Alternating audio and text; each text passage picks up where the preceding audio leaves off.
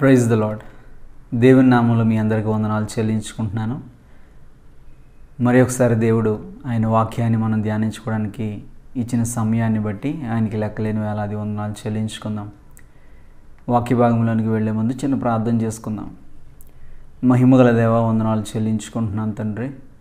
ఇదిగో నీ సన్నిధిలో ప్రార్థన చేస్తున్నాం తండ్రి. అయా, నీ వాక్యాన్ని ధ్యానించుచుండగా దాన్ని సరిగా అర్థం చేసుకోవడానికి కావలసిన జ్ఞానాన్ని మాకు దయచేయండి. పరిశుద్ధుల వినుచున్న వారి హృదయాల్లో తండ్రి నాయన అండర్స్టాండింగ్ని నీవే ఎస్టాబ్లిష్ చేయమని అయ్యా తండ్రి, సరి అయిన రీతిగా మేము అర్థం చేసుకోవడానికి మమ్మల్ని నడిపించమని, నీ ఆత్మ నడిపింపు దయచేయమని పరిశుద్ధమైన యేసే పేరట అడిగి వేడుకుంటున్నాం తండ్రి.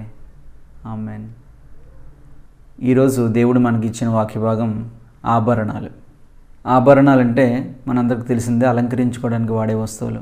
వెండితోనో, బంగారంతోనో, లేకపోతే ప్లాటినంతోనో, ఇలా రకరకాల మెటల్స్తోనో, వజ్రాలు లేకపోతే ముత్యాలు, ఇటువంటి వాటితో ఒక ఆభరణాలు అనేవి తయారు చేస్తారు.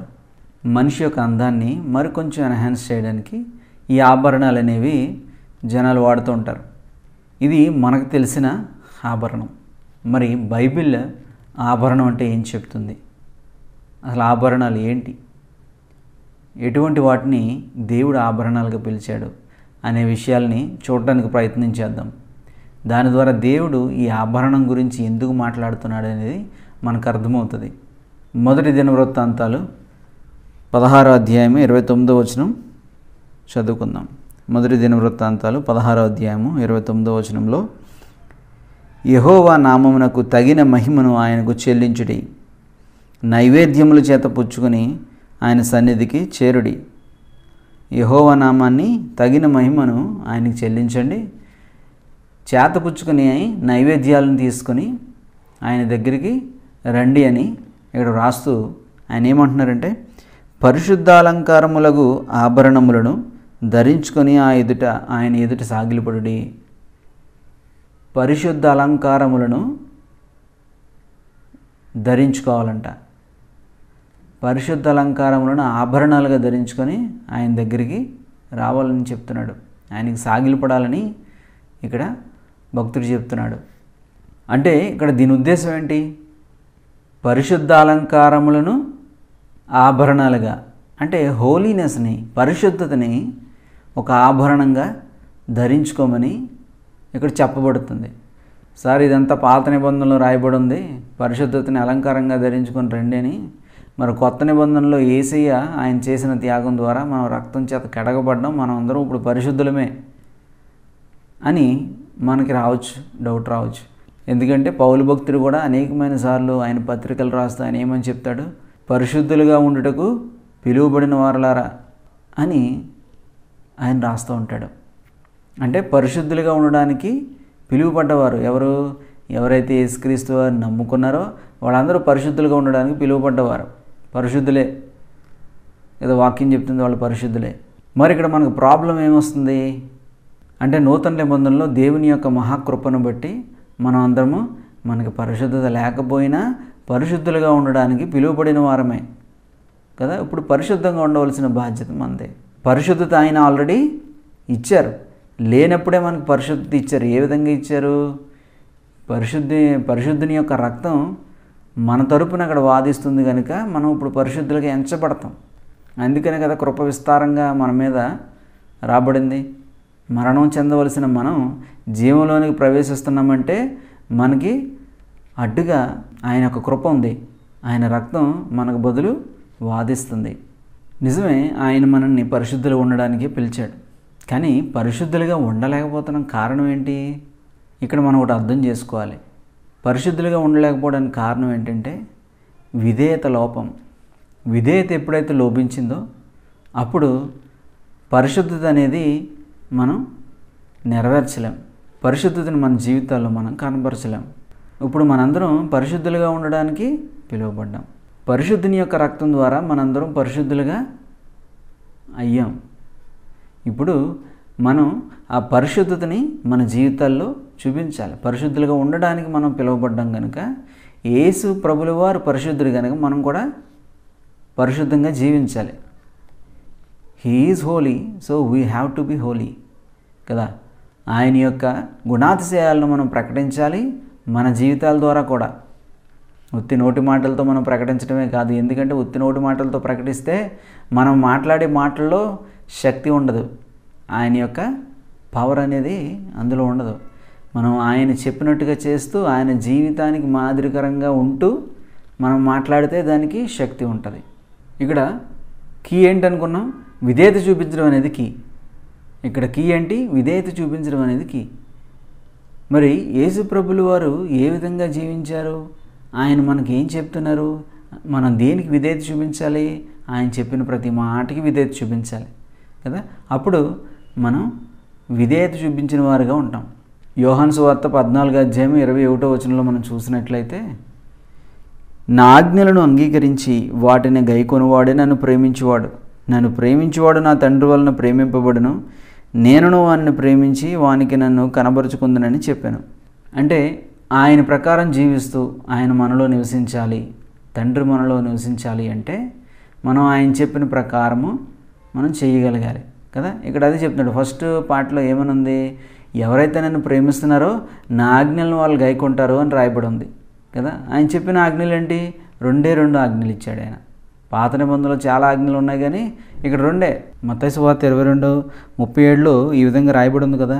అందుకు ఆయన, నీ పూర్ణ హృదయంతోనూ నీ పూర్ణాత్మతోనూ నీ పూర్ణ మనసుతోనూ నీ దేవుడైన ప్రభువును ప్రేమింపవలననేది కదా. ఇది ఒకటి. ఇది ముఖ్యమైనది, మొదటి ఆజ్ఞనై ఉన్నది. నిన్ను వలే నీ పొరుగువారిని ప్రేమింపవలను అనేది 2వ ఆజ్ఞ. అది కూడా దాని వంటిదే. ఈ 2 ఆజ్ఞల్ని నెరవేర్చితే కనుక పాత నిబంధనలో ఉన్న ఆజ్ఞలన్నీ మనం నెరవేర్చిన వారు అవుతాం. ఎందుకంటే నిన్ను వలే నీ పొరుగువారిని ప్రేమించాలి అంటే మనం ఏ విధంగా ప్రేమించుకుంటాం అదే విధంగా ఎదుటివారిని ప్రేమించాలి. అంటే మనం మోసం చేసుకోం కదా, మనం అన్యాయం చేసుకోం కదా, మనం ద్వేషించుకోం కదా. మనల్ని మనం ఏ విధంగా ట్రీట్ చేసుకుంటామో అదే విధంగా ఎదుటివాడిని కూడా ట్రీట్ చేయాలనేది ఈ వచనం చెప్తుంది. ఈ వచనం మనం నెరవేర్చినట్లయితే మనం యేసయ్యను ప్రేమించినట్లే. ఎందుకు? నన్ను ఎవరు ప్రేమిస్తారో నా ఆజ్ఞలు వాళ్ళు పాటిస్తారని ఉంది. సో అదేవిధంగా ఆయనకి విధేయత చూపిస్తే పరిశుద్ధత అనేది మన జీవితాల్లో ప్రవేశిస్తుంది. విధేయత అనేది కీ. పరిశుద్ధత మన జీవితాల్లో ఉండాలంటే పరిశుద్ధాలంకారములతో ఆయన సన్నిధిలో మనం అటువంటి ఆభరణాన్ని ధరించుకొని ఆయన సన్నిధిలోకి మనం సాగిలపడాలి అంటే విధేయత కలిగి ఉండాలి. విధేయత ఉన్నప్పుడు మన జీవితాల్లో ఆయన సన్నిధిలో పరిశుద్ధత కలిగి ఉంటాం.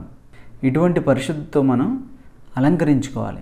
ఇక్కడ పరిశుద్ధత అనేది ఆభరణం కదా. పరిశుద్ధత ఒక ఆభరణంగా మనకు కనబడుతుంది. ఇంకా చూసినట్లయితే యెషయా గ్రంథము 49:18 చూసినట్లయితే, యెషయా గ్రంథం 49:18 ఇక్కడ ఈ విధంగా రాయబడింది. కన్నులెత్తి నలుదిశలా చూడుము, వీరందరూ కూడుకొనుచు నీ వద్దకు వచ్చుచున్నారు, నీవు వీరందరినీ ఆభరణముగా ధరించుకుందువు. ఇక్కడ ఈ అధ్యాయంలో చెప్పబడుతుంది ఏంటంటే, ఇజ్రాయేలీల మీద ఎప్పుడైతే దాడి జరిగిందో ఆ దాడి జరిగినప్పుడు ఇజ్రాయెల్లో ప్రజలందరూ కూడా విచ్ఛిన్నమైపోయారు. రకరకాల దేశాలకు వాళ్ళు పారిపోవడం జరిగింది. ఇప్పుడు పారిపోయిన ఇజ్రాయేల్ అందరినీ నేను వెనక్కి తీసుకొస్తాను. వెనక్కి తీసుకొచ్చినప్పుడు నీ దేశంలోనికి వచ్చిన నీ కుమారులందరూ కూడా నీకు ఆభరణాలుగా ఉంటారు అనేది ఇక్కడ మనకు కనబడుతుంది కదా. ఇక్కడ వాక్యం అదే, కన్నులెత్తి నలుదిశలా చూడుము, వీరందరూ కూడుకొనుచు నీ వద్దకు వచ్చుచున్నారు, నీవు వీరందరినీ ఆభరణముగా ధరించుకుందువు. అంటే దాని అర్థం ఏంటంటే కుటుంబంలో ఐక్యత కదా. వాళ్ళందరూ కుటుంబస్తులు దూరంగా వెళ్ళిపోయారు, ఇప్పుడు ఐక్యంగా ఒకే చోట కూడుకోవడానికి కదా దేవుడు తీసుకొస్తున్నాడు వాళ్ళని. అంటే కుటుంబాల్లో ఐక్యత సంఘానికి ఆభరణం కదా. సంఘంలో అనేకమైన కుటుంబాలు ఉంటాయి, కానీ విచ్ఛిన్నమైపోయిన కుటుంబంగా కాకుండా సంఘంలో ఉన్న కుటుంబాలు ఐక్యత కలిగిన వారుగా ఉండాలి. చాలా సంఘాల్లో కుటుంబాలు ఎలా ఉంటాయంటే తండ్రి మాట అంటే తల్లో మాట ఉంటుంది, తల్లో మాట అంటే పిల్లోడో మాట అంటాడు. అందరూ వ్యతిరేకంగా ఉంటారు, ఎవరికాళ్ళకి పొంతన ఉండదు. ఒకళ్ళు ఒకటి చెప్తే ఇంకోటి చెప్తారు కదా. ఒకరికొకరికి పొసగదు, సమాధానం అనేది కుటుంబాల్లో ఉండదు. కానీ ఇక్కడ సమాధానం కలిగి ఐక్యత కలిగిన కుటుంబాలు సంఘానికి ఆభరణం వంటివి కదా. మనం పోల్చి చూసుకున్నట్లయితే ఇజ్రాయేల్ దేశానికి కుటుంబాలన్నీ ఐక్యంగా కలిసి ఉండడం ఏ విధంగా ఆభరణము, అదేవిధంగా నూతన నిబంధనలో సంఘంలో ఉండే కుటుంబాలు ఐక్యత కలిగి ఉండడం అనేది ఆభరణం. కుటుంబాలకి మధ్య కూడా ఐక్యత అనేది ఉండాలి. అది సంఘానికి ఆభరణంగా ఉంటుంది కదా. ఒకళ్ళ కుటుంబం అంటే ఇంకొక కుటుంబానికి పడదు. ఇటువంటివన్నీ మానేసుకోవాలి కదా. సంఘం అనేది దేవుని యొక్క వధువు గనుక మన శరీరంలో ఉన్న భాగాలు ఒకదానికొకటి కొట్టుకుంటే ప్రాబ్లమే కదా శరీరానికి. అట్లా అందరూ కలిసి ఉండాలన్నమాట. ఇక్కడ ఈ వచనంలో మనం చూసేది ఏంటంటే ఐక్యత అనేది ఆభరణంగా ఉంది. ఐక్యత కలిగి ఉండడం అనేది ఆభరణంగా మనం చూస్తున్నాం. ఇంతకుముందు పరిశుద్ధత అనేది ఆభరణంగా చూసాం, ఇప్పుడు ఐక్యత అనేది ఆభరణంగా చూస్తున్నాం. ఇంకా చూసినట్లయితే శృంగారమైన పాగా ధరించుకున్న పెండ్లి కుమారు రీతిగాను, ఆభరణములతో అలంకరించుకున్న పెండ్లి కుమార్తెగాను ఆయన రక్షణ వస్త్రములను నాకు ధరింపజేసి ఉన్నాడు. రక్షణ వస్త్రములను ఆయన నాకు ధరింపజేసి ఉన్నాడు అంటే ఆయన నాకు రక్షకుడుగా ఉన్నాడు అని దానికి అర్థం. ఇది దేవుడిచ్చిన ఉచితమైన బహుమానం, మనం దీన్ని అవైల్ చేసుకోవాలి కదా. రక్షణ అనేది దేవుడు కల్పించేది. ఇది ఫిజికల్గా మనకి పాత నిబంధనలో కనబడుతున్నప్పటికీ నూతన నిబంధనలో ఫిజికల్గాను స్పిరిచువల్గాను కూడా ఇది వర్తిస్తుంది. మనకి వాక్యం ఏమని చెప్తుంది? మహోన్నతుని చాటు నివసించేవాడు సర్వశక్తుని నీడను విశ్రమించేవాడు అని వాక్యం చెప్తుంది. ఆయన చాటును మనం నివసిస్తే కనుక, ఆయన ఆధారం చేసుకొని ఆయనే మనకు దేవుడిగా మనం ఆయన ఆధారం చేసుకొని జీవిస్తే కనుక మన జీవితంలో మనం విశ్రాంతి కలిగిన వారుగా ఉంటాం. రక్షణ ఆయన మనకి కలిగిస్తాడు కదా. రోమీలకు రాసిన పత్రిక 12వ అధ్యాయం 19వ వచనంలో మనం చూసుకున్నట్లయితే, రోమీలకు రాసిన పత్రిక 12వ అధ్యాయం 19వ వచనంలో చూసినట్లయితే ఈ విధంగా ఉంది. ప్రియులారా, మీకు మీరే పగ తీర్చుకొనక దేవుని ఉగ్రతకు చోటు ఇయ్యుడి. పగ తీర్చుట నా పని, నేనే ప్రతిఫలమునిత్తునని ప్రభువు చెప్పుచున్నాడని రాయబడి ఉంది. కాబట్టి నీ శత్రువు ఆకలిగా ఉంటే అతనికి భోజనం పెట్టుము, దప్పుకొని దాహమేమో అలాగ చేయటం వలన అతని తల మీద నిప్పులు గొప్పగా పోయేదు. ఇక్కడ పౌలు భక్తుడు మాట్లాడేది ఫిజికల్ realmలో ఉన్న విషయాల గురించి మాట్లాడుతున్నాడు, స్పిరిచువల్ realmలో ఉన్న విషయాల గురించి కాదు. మనం సర్వాంగ కవచం ధరించుకొని ఫైట్ చేసేది ఎవరితో? స్పిరిచువల్ realmలో ఉన్న అథారిటీస్తో, ప్రిన్సిపాలిటీస్తో, ఇవిల్ స్పిరిట్స్తో మనం పోరాడతాం కదా. ప్రార్థనా శక్తి ద్వారా, దేవుడిచ్చిన ఆత్మ నడిపింపు ద్వారా మనం వాటితో పోరాడి గెలుస్తాం. కానీ ఇక్కడ పౌలు భక్తుడు మాట్లాడేది ఏంటంటే ఫిజికల్ realmలో, భౌతికంగా ఉన్న ఈ realmలో ఆయన మాట్లాడుతున్నాడు. శత్రుని స్పిరిచువల్ realmలో ఏం చేసాం? మనం ఫైట్ చేసాం. ఫిజికల్ realmలో ఏం చేయాలి? ప్రేమించమంటున్నాడు ఆయన, క్షమించమంటున్నాడు ఆయన. ప్రియులారా, మీకు మీరే పగ తీర్చుకొనక దేవుని ఉగ్రతకు చోటు ఇయ్యుడి. ఇక్కడ వీళ్లతో పగ తీర్చుకోవడం అనేది మన పని కాదు. పగ తీర్చుట నా పని, నేనే ప్రతిఫలమిస్తానని ప్రభువు చెప్పుచున్నాడని రాయబడి ఉంది. అది దేవుడికి వదిలేద్దాం, దేవుడు తీర్చుకుంటాడు. కాబట్టి నీ శత్రువు ఆకలిగా ఉంటే అతనికి భోజనం పెట్టు, దప్పుకొని ఉంటే దాహం ఇయ్యి, అలాగను చేయటం వలన అతని తల మీద నిప్పులు గొప్పగా పోయేదు. ఎందుకంటే అతను మార్పు కలిగే అవకాశం ఉంది. సో శత్రువుని క్షమించమంటున్నాడు. ఇక్కడ శత్రువునికి ఆకలిగా ఉంటే అతనికి అన్నం పెట్టమంటున్నాడు. సో ఇక్కడ మనం చూసినట్లయితే యెషయాలోని 61వ అధ్యాయము 10వ వచనంలో మనం చూసినట్లయితే రక్షణ వస్త్రాలు మనకి ఆభరణాలుగా ఉన్నాయి. దేవుడు మనకు రక్షకుడు, both spiritual and physical realms కదా. మనకు రక్షకుడు ఎవరు? యేసయ్య. మన ఆత్మకి, మన శరీరానికి కూడా ఆయన రక్షణ ఇస్తాడు. ఇక్కడ రక్షణ అనేది ఆభరణంగా ఉంది. రక్షణ అనేదాన్ని మనం ధరించుకుని ఉండాలి. రక్షణ వస్త్రాలను మనం ధరించుకుని ఉండాలి. ఇంకా చూసినట్లయితే ఇర్మియా గ్రంథము 2వ అధ్యాయం 32వ వచనంలో చూసినట్లయితే, ఇర్మియా గ్రంథం 2వ అధ్యాయం 32వ వచనంలో ఈ విధంగా ఉంది. కన్యక తన ఆభరణములను మరుచున, పెండ్లు కుమారి తన వడ్డాణమును మరుచున, నా ప్రజలు లెక్కలేనని దినములు నన్ను మరిచి ఉన్నారు. ఇక్కడ దేవుడు చెప్పే విధానం చూస్తుంటే ఇక్కడ ఏమనుంది? దేవుణ్ణి ఆభరణంగా కలిగి ఉండండి.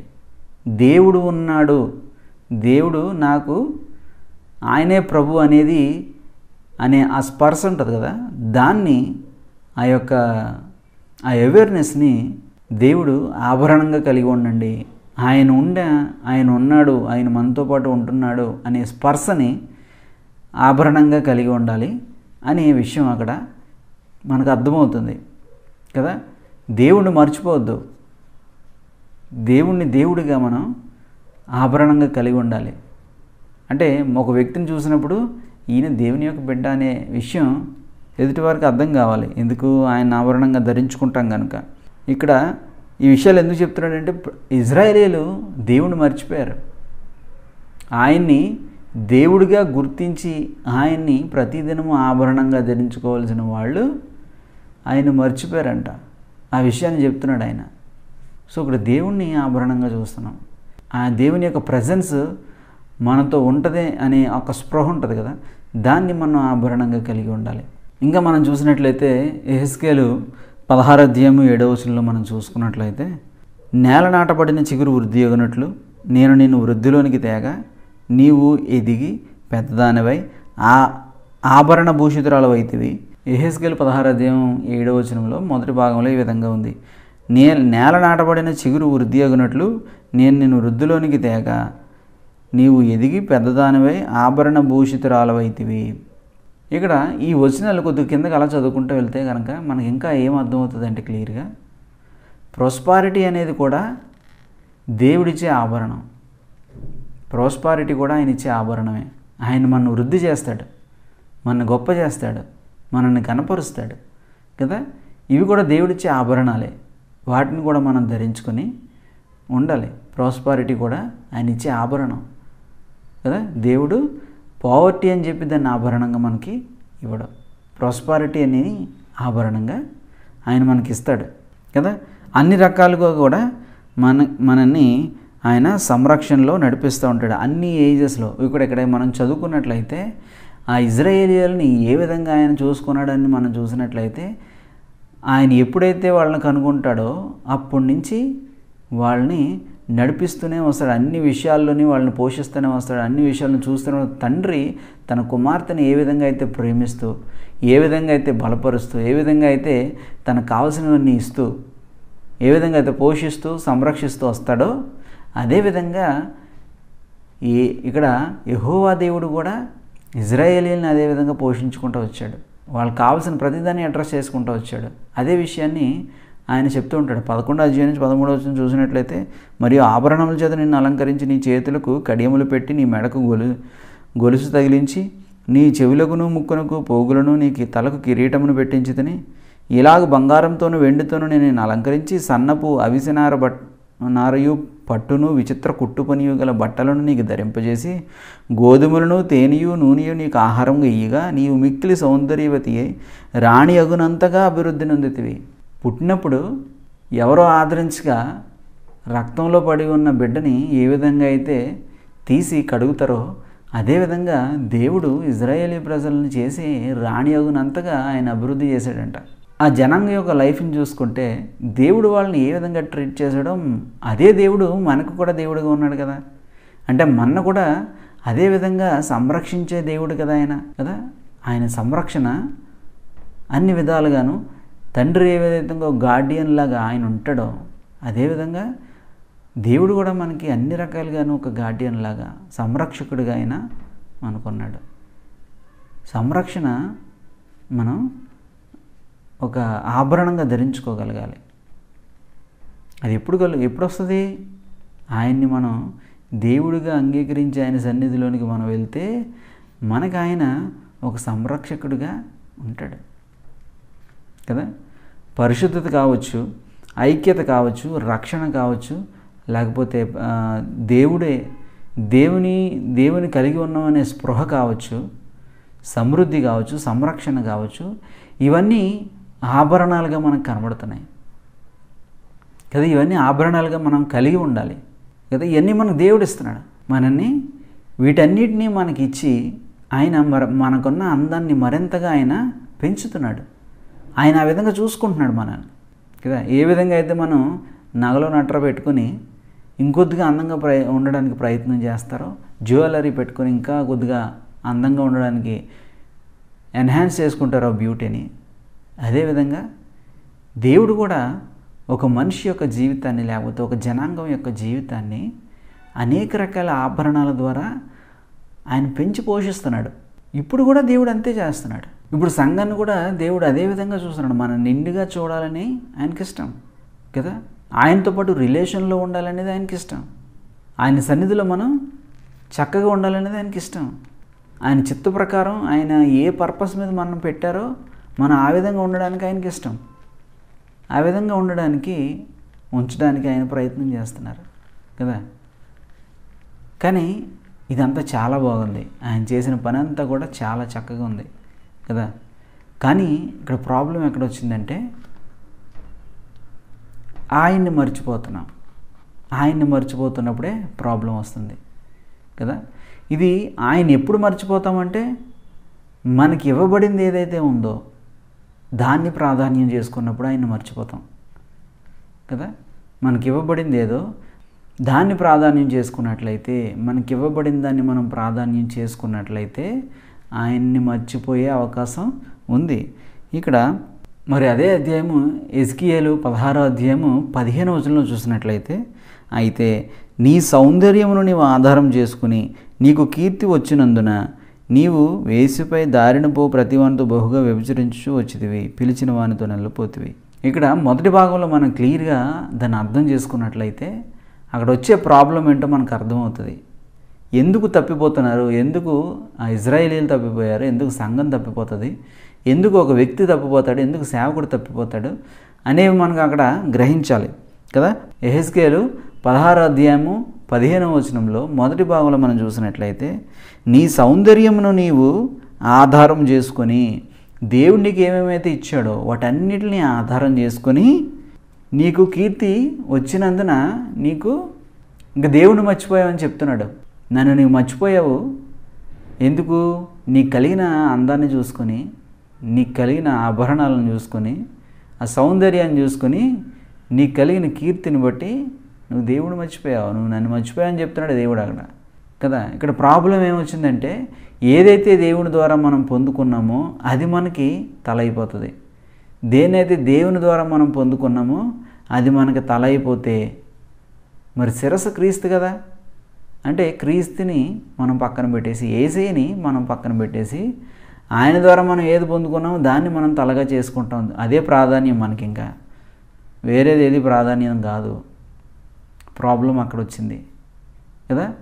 దేన్నైతే మనం ప్రాధాన్యం చేసుకొని దేవుణ్ణి పక్కన పెడతామో ఆ ఏరియాలో పడిపోతాం కదా. ఇజ్రాయేలీలు అదే ఏరియాలో పడిపోయారు, సంఘం అదే ఏరియాలో పడిపోతుంది. సమృద్ధి అవసరమే, పరిశుద్ధత అవసరమే, రక్షణ అవసరమే, దేవుణ్ణి కలిగి ఉన్నామనే స్పృహ అవసరమే. ఇవన్నీ కూడా ఆయన్ని ఘనపరచడానికి మనం వాడాలి. నేను పరిశుద్ధుని అని చెప్పేసి నువ్వు అతిశయపడుతుంటే ప్రాబ్లం. దేవుడిచ్చిన ఆభరణాలు మనకి ఆభరణంగా ఉండాలి, కానీ అది మనకి శిరస్సు అవ్వకూడదు కదా. దేవుణ్ణి మర్చిపోకూడదు.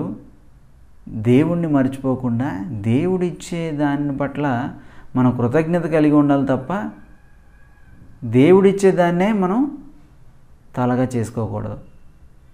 ఇక్కడ ఇజ్రాయేలీకి ప్రాబ్లం అక్కడే వచ్చింది. సంఘంలో కూడా అదేవిధంగా ప్రాబ్లం వస్తుంది కదా. సంఘంలో కూడా ఇదే ప్రాబ్లం ఫేస్ చేస్తున్నాం. ప్రాధాన్యత దేవునికి ఇవ్వకుండా మిగిలిన వాళ్ళకి ప్రాధాన్యం ఎక్కువ అవుతుంది. సో ఆటోమేటిక్గా ప్రాబ్లంలోకి మనిషి నెట్టబడుతున్నాడు, సంఘం నెట్టబడుతుంది, సేవకులు నెట్టబడుతున్నారు, విశ్వాసులు నెట్టబడుతున్నారు. సో ఏరియాలో మనం జాగ్రత్త వహించాలి. అందుకనే ఆభరణాల గురించి దేవుడు చెప్తున్నాడు. ఆభరణాలు దేవుడిచ్చేవే, కానీ అవే మనకు ఆధారం కాకూడదు. దేవుడే మనకు ఆధారం. ప్రార్థించుకుందాం. మహిమగల దేవా, వందనాలు చెల్లించుకుంటున్నాను తండ్రి. ఇచ్చిన వాక్యాన్ని బట్టి నీకు లెక్కలేని వేలాది వందనాలు. మరి అర్థం చేసుకున్న వాక్యాన్ని బట్టి నీవు ఇచ్చిన ప్రతి దాన్ని బట్టి నీ కృతజ్ఞతాపూర్వకంగా మేము నీతో పాటు జీవించడానికి కృప చూపించండి అయ్యా. దేన్నైతే మేము పొందుకున్నాం దాన్ని తలగా చేసుకొనక నిన్ను ఆధారం చేసుకుని మేము జీవించడానికి కృప చూపించమని అర్థమైన వాళ్ళు ప్రతి ఒక్కరూ ప్రార్థన లేకపోతున్న ప్రతి ఒక్కరిని నీవే దర్శించి అయ్యా నీ కృపతో వాళ్ళు నింపమని సమస్తమును చేతులకు అప్పగించుకుంటూ నీకు ప్రాధాన్యత ఇచ్చేవారుగా సమస్తమును మార్చమని పరిశుద్ధమైన యేసు పేరిట అడిగి వేడుకుంటున్నాం తండ్రి. Amen. Praise the Lord. God bless you all.